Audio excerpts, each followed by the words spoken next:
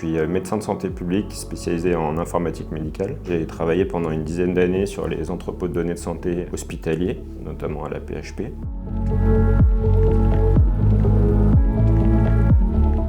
Chez Stan, nous construisons un réseau de professionnels de santé qui veulent faire de la recherche en ville. On connecte l'ensemble de leurs données sur notre entrepôt de données de santé. On collecte essentiellement les données cliniques, donc ça va concerner les notes de consultation, les résultats de laboratoire, les prescriptions.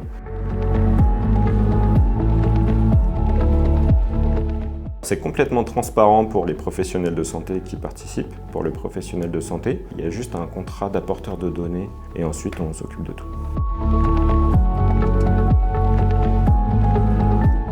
On fait deux types d'informations pour les patients.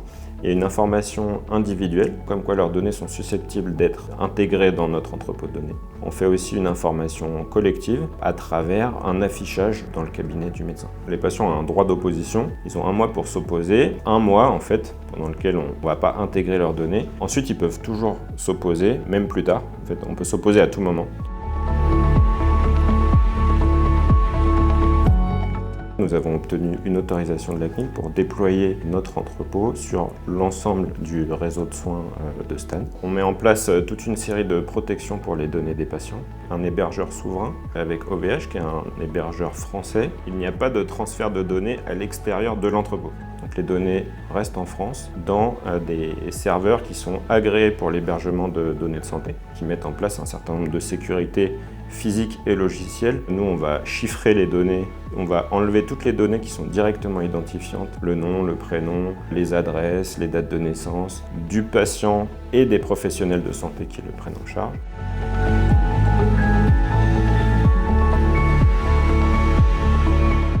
On a développé chez Stan des processus d'enrichissement des données qu'on va appliquer au moment de l'intégration des données dans l'entrepôt. On va extraire toutes les informations pertinentes du texte, les restructurer et les mapper sur des terminologies standardisées.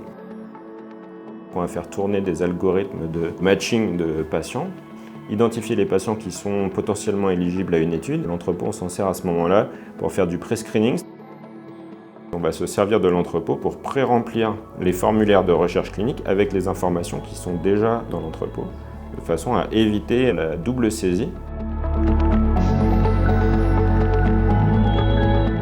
Les entrepôts de données de santé, c'est des outils qui sont essentiellement hospitaliers, il n'y en a quasiment pas en ville. La question à laquelle on essaye de répondre, c'est comment est-ce qu'on peut accélérer la pratique de la recherche clinique en médecine de ville.